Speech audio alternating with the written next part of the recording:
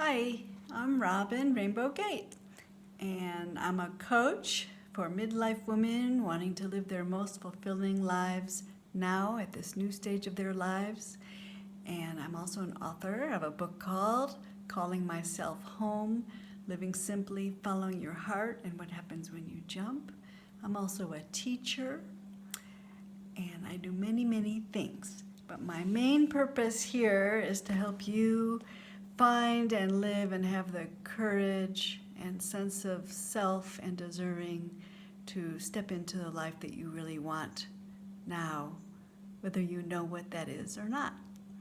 So this is part 2 of a video that I made recently about altars and how I have altars all over my house and how they're like themes and that remind me of aspects of life and of myself that I value and need and want to nurture and remember and make use of. And so today what I want to show you and talk about is something called a nurturing basket. And years ago when I lived in Kentucky, I was studying with a Hopi teacher, and she had us, her students, make ourselves nurturing baskets. And the purpose of those were to nurture ourselves in times of need, in times of darkness, sadness, when you're feeling lost, feeling alone, feeling unloved, unlovable, not worthwhile, not worthy, etc. And so I didn't make a basket, but I made a folder. And I'm going to show it to you here. This is a folder I've had ever since I lived in India, which was in the early 80s. That's a long time. It's a beautiful folder, and I brought it with me here to Mexico 14 years ago. And I do use it when I'm having a hard time, a hard day, when I'm not sure who I am or why I am or what is going on or why is it this again. I will sometimes take out my nurturing folder and sit and peruse and see what's in there and see what calls to me. So some of the things that are in here are pieces of artwork that I've done. I used to make greeting cards based on my paintings with quotes, my own quotes. I saved some of those because they're precious to me. I have some letters that I received many years ago. I have some photos that I love. Private, won't show you those. I have a gift that my daughter made for me when she was little. I love you. So that's good to remember.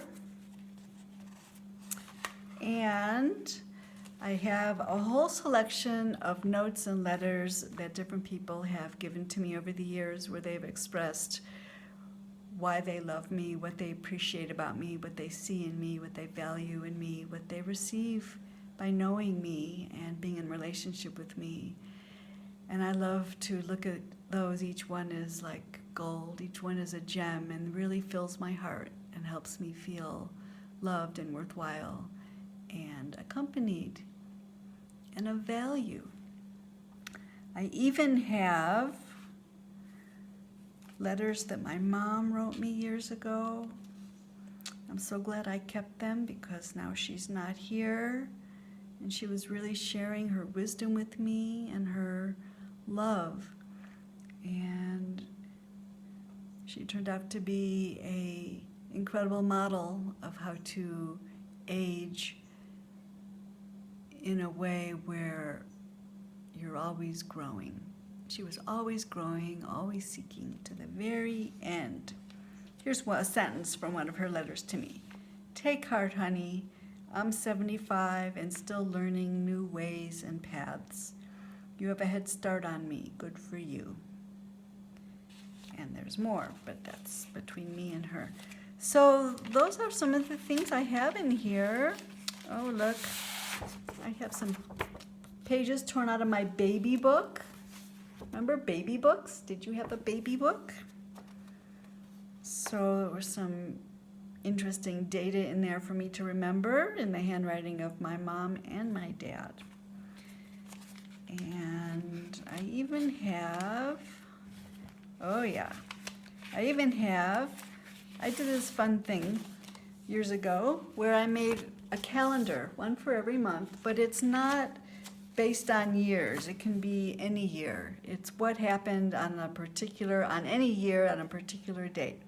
So it could be when someone was born. I have like when friends of mine had babies, when certain people died, when I learned to drive a stick shift, the first time my daughter blew a bubble with bubble gum, all sorts of significant things like that that I honored in my calendar. And I have an astrology chart that was done for me a long time ago that is so complete that sometimes when I'm really feeling lost and wondering about what's going on and why this and why still and why things are so hard sometimes, I will read that and it really gives me solace because it's so complete and answers just about every question I have about who and why. So I wanted to share that with you, my nurturing folder, and I hope this is helpful to you. And I'm wondering, do you have something like this? And if you do you have it all together in one place? Is it in a box, in a basket, in a folder, or is it spread out in different places? And if it's spread out in different places, does that work for you? Or does it appeal to you to maybe put it all together and have at hand as another tool in your tool belt to help you? And if that does seem like a good idea and something that would help and something that would be helpful to you, I invite you to make yourself a date to take on this project and do that for yourself. Collect all the evidence of how you're loved and lovable so that it's always there on hand when you need it. So I hope that this is of use to you and of benefit, and I would love to know what form your nurturing basket has and how you use it and how it serves you. Thanks for listening.